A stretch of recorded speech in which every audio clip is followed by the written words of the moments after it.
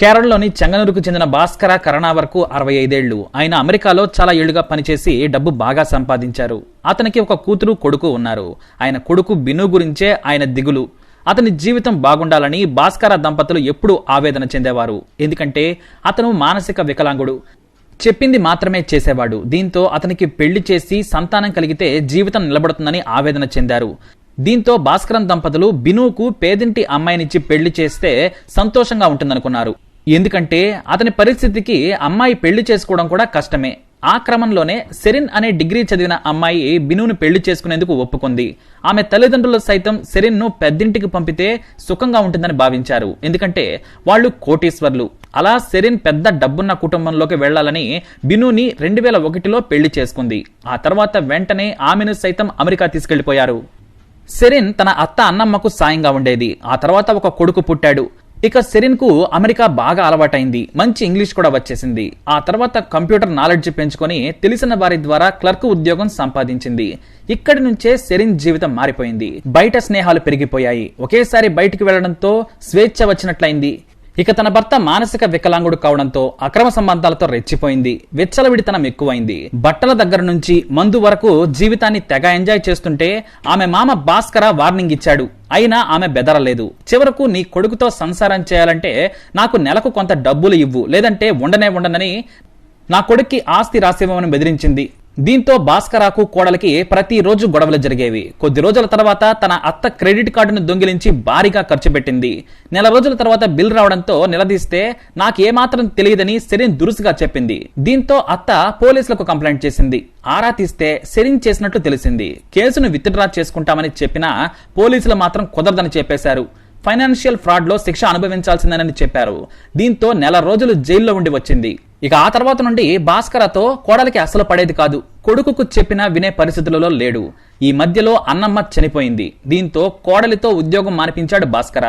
తన కొడుకును మనవడిని చూసుకుంటేనే నీకు ఆస్తి మొత్తం రాసిస్తాను, నువ్వు పద్ధతి మార్చుకోవాలని సూచించాడు. ఆమె కూడా సరేనంది.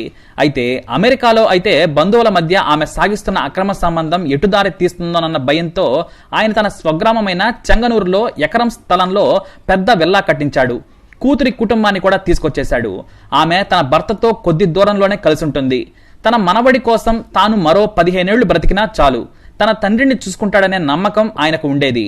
ఇక తన కొడుకు కోసం 14 లక్షల ఫిక్స్డ్ డిపాజిట్ చేశాడు భాస్కర.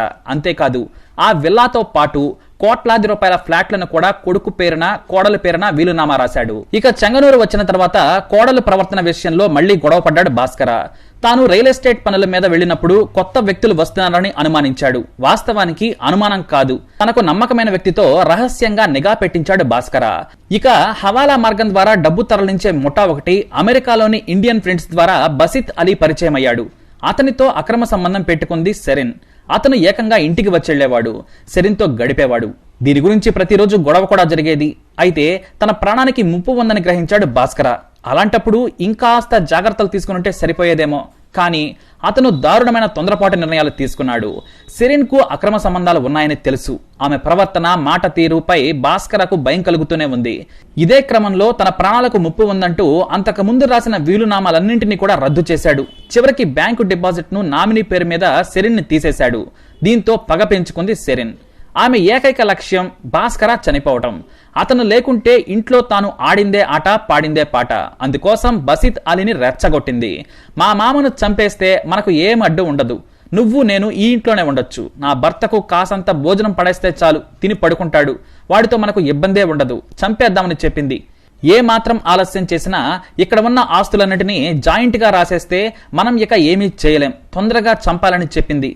ఆమె హత్య చేసిన విధానం చూసి పోలీసులు నిజంగా షాక్ అయ్యారు. ఆ ఇన్వెస్టిగేషన్ చూస్తే పోలీసులు ఎలా విచారణ చేస్తారో మనకు తెలుస్తుంది. మొత్తానికి భాస్కరను చంపేసింది.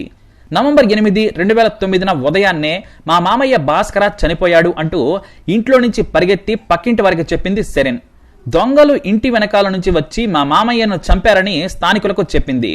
నిజంగానే ఇంటి వెనకాల డోరు తెరిచుంది. దీంతో పక్కింటి వారు పోలీసులకు ఫిర్యాదు చేశారు. పోలీసులు వచ్చి చూడగా గ్రౌండ్ ఫ్లోర్ లోని ఆయన బెడ్రూమ్ లో చనిపోయి ఉన్నాడు. మెడకు తాడు బిగించి చంపినట్లు గుర్తించారు పోలీసులు. ఇక పోస్ట్ మార్టం కు బాడీని పంపిన తర్వాత పోలీసులు విచారణ మొదలు పెట్టారు. బయట వారినెవ్వరినీ కూడా రానివ్వలేదు. హత్య జరిగిన విధానం చూసి మొదట పోలీసులు దోపిడీ దొంగలు చంపి ఉంటారని భావించారు. కానీ వెంటనే సిఐ హత్య ఇంట్లో వారికి తెలిసే జరిగిందని తన సిబ్బందితో చెప్పేశారు. ఎందుకంటే ఆ రూమ్ లో దొంగలు గుర్తుపట్టకుండా కారపొడి చల్లారు, కానీ ఆ కారం బయట నుంచి తేలేదు. కిచెన్ డబ్బా పక్కనే కొంత కారం పడి ఉంది. కిచెన్ ఫ్లోర్ పై కూడా కారం కనిపించింది. ఇక అన్నింటికంటే ఇంటి ముందు 2 భయంకరమైన పెద్ద కుక్కలున్నాయి. దొంగల భయం కారణంగానే భాస్కర వాటిని పెంచుకుంటున్నారు. దొంగలు వస్తే కాలనీ మొత్తం వినిపించేలా అరుస్తాయి ఆ కుక్కలు, కానీ ఆ రోజు అరవలేదు. ఇది రెండో అనుమానం. ఇక తెలిసిన వాళ్ళు ఇంట్లోకి చొరబడి ఉంటారు, లేదంటే సెరిన్ చంపి ఉండాలి. ఇది మూడవ అనుమానం. వెనకాల నుంచి రావడానికి కిచెన్ డోర్ మాత్రమే ఛాన్స్ ఉంది, కానీ అది డబుల్ డోర్. వెనుక వైపు గ్రిల్ తో ఇంకో డోర్ ఉంది, దానికి తాళం వేస్తారు. దానికి 3 తాళం చెవులున్నాయి. ఒకటి భాస్కర దగ్గర, రెండవది పని మనిషి, మూడవది సెరిన్ దగ్గర. ఆ రోజు పని మనిషి పై అంతస్తులో పడుకుంది. ఆమె కిందకు వచ్చిన భాస్కర బెడ్రూమ్ లోకి వెళ్లదు. కానీ లేవవలసిన సమయానికే లేవకపోవడంతో భాస్కర తలుపు తట్టి చూస్తే చనిపోయి ఉన్నాడని సెరిన్ బయటకు వచ్చి అరిచింది. పని మనిషి ఆ రోజు ఉదయాన్నే విశాలంగా ఉన్న ఇంటిని శుభ్రపరుస్తూ ఉంది. ఇక సెరిన్ మాత్రమే తన మామ బెడ్రూమ్ పక్కన పడుకుని ఉంటుంది. తన భర్తను పై అంతస్తులో పడుకోమని చెబుతుంది. తమ రూమ్ లో డస్ట్ ఉంటుందని చెప్పడంతో అతను వెళ్లి అందులో పడుకుంటాడు. ఇక కింద రూమ్ లో కొడుకుతో కలిసి ఉంటుంది సెరిన్. ఎటు చూసినా కూడా పోలీసుల అనుమానం సెరిన్ మీదే ఉంది. ఇక హత్య జరిగిన రోజునే భాస్కర సోదరి క్లియర్ గా పోలీసులకు అంతా చెప్పేసింది. తన అన్నకు కోడలు సెరిన్ కి గొడవలు జరుగుతున్నాయని, ఆస్తుల విషయంలో ప్రతిరోజు పంచాయతీనే, ఈమెనే చంపి ఉంటుందని చెప్పడంతో పెద్ద గొడవే జరిగింది. 2 వైపులా బంధువులు వాదులాడుకున్నారు. దీంతో ఆమె నిజం చెప్పినా పోలీసులు పట్టించుకోలేదు. ఇక సెరిన్ ను ఇంట్లోనే విచారించినా చెప్పిన కథనే మళ్లీ చెబుతోంది. దొంగలు వచ్చి చంపి ఉంటారని పోలీసులకు చెప్పింది. ఒకవేళ దొంగలు వస్తే వెనుక నుంచి ఎలా వస్తారు? కుక్కలు ఎందుకు మొరగలేదంటే నాకు తెలియదని సమాధానం ఇచ్చింది సెరిన్. సరే, దొంగలే చంపారనుకుందాం. కిచెన్ చాలా నీట్ గా ఉంది. డైరెక్ట్ గా కారం డబ్బాను ఎలా గుర్తుపట్టాడని పోలీసులు అడగడంతో నీళ్లు నమిలింది సెరిన్. ఇక అంత్యక్రియలు జరిగే వరకు సెరిన్ ను వదిలేశారు. ఆమె పారిపోకుండా మఫ్తీలో పోలీసులను నిఘా పెట్టారు పోలీసులు. అంతేకాక ఈలోపు చుట్టుపక్కల వారిని ఎంక్వైరీ చేశారు. కుక్కలు చాలా యాక్టివ్ గా ఉంటాయి, కానీ నేరం జరిగిన రాత్రి మొరగలేదని చుట్టుపక్కల వారు చెప్పారు. అయితే ఆ రోజున ఇంటి వెనకాల ఉండే ఒక వ్యక్తి ఇద్దరు గోడ తొక్కుతుండగా చూశాను, కానీ పోలీసులకు చెబుదామంటే భయం వేసిందని చెప్పాడు. నాకెందుకులే అని పడుకున్నానని చెప్పాడు. దీంతో మొత్తానికి సెరిన్ కు తెలిసే బయట వ్యక్తులు వచ్చారని పోలీసులు గుర్తించేశారు. ఇక మరో క్లూ కూడా దొరికింది. వారింట్లో పనిచేసే డ్రైవర్ భయంతో తాను మేడంకు 6 స్లీపింగ్ పిల్స్ ను ఇచ్చానని చెప్పాడు. దీంతో సెరిన్ హంతకురాలని పోలీసులు బలంగా నమ్మేశారు. ఇక మొబైల్ డేటా మొత్తం తీయగా బసిత్ అలీ, రషీద్, నితిన్ ఫోన్ నంబర్లకు ఫ్రీక్వెంట్ గా కాల్స్ వెళ్లాయి. వాటిని గుర్తించారు పోలీసులు. వారి ఫోన్ నంబర్ల ఆధారంగా బెంగళూరులో ఉన్నట్లు పోలీసులు గుర్తించారు. కానీ ఇంట్లో హత్య జరిగిన క్రైమ్ సీన్ కు నువ్వు చెప్పే మాటలకు పోలికే లేదు. అంత పెద్ద వేట కుక్కలు ఉన్న ఇంట్లోకి దొంగలు వస్తే మరుగుతాయి. చూడకున్నా సరే వాసన పసిగట్టి మరుగుతాయి. అబద్ధాలు చెప్పొద్దు, నువ్వే చంపావు, నిజం చెప్పమని అడిగిన సెరిన్ దొంగ తెలివి చూపించింది. అయితే బసిద్ అలీతో చేసిన రొమాంటిక్ చాట్ ను పోలీసులు గుర్తించారు. ఇక సెరిన్ తో కాస్తంత మైండ్ గేమ్ ఆడారు పోలీసులు. నువ్వు చెప్పకున్నా నీ బాయ్ ఫ్రెండ్ బసిద్ అలీని 4 తంతే మొత్తం చెప్పేశాడు. అతడిని రషీద్ తో కలిసి ఆ రోజు గోడెక్కించావు. నువ్వు వెనుక వైపు డోర్ తీశావు. ఇక నువ్వు డ్రైవర్ తో తెప్పించుకున్న స్లీపింగ్ పిల్స్ ని భోజనంలో కలిపి ఇచ్చావు. పడుకున్న తర్వాత వాళ్ళు వచ్చి తాడుతో చంపేశారు. నువ్వే కుక్కలు మరగకుండా వాటిని బయటకు పంపేశావు. ఇంకా ఎందుకు అబద్ధాలు చెబుతామనడంతో నిజంగానే బసిద్ చెప్పాడనుకుంది సెరిన్. దీంతో ఆమె తన వర్షన్ని మొత్తం చెప్పేసింది. నా పేరు మీద ఉన్న ఆస్తులను తొలగించాడు. 14 లక్షల ఫిక్స్డ్ డిపాజిట్ నా భర్త పేరు మీద ఉండేది, దానిని కూడా తన పేరుకు మార్చుకున్నాడు.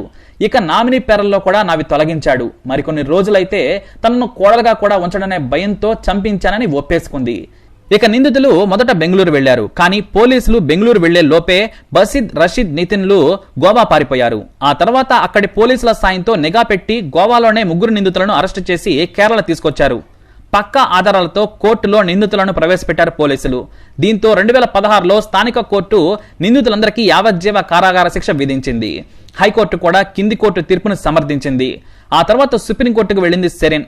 ఆ రోజున వ్యాపారం గురించి మాట్లాడేందుకు బసిద్ వచ్చాడు. ఆ తర్వాత నేను పైకి వెళ్లాను.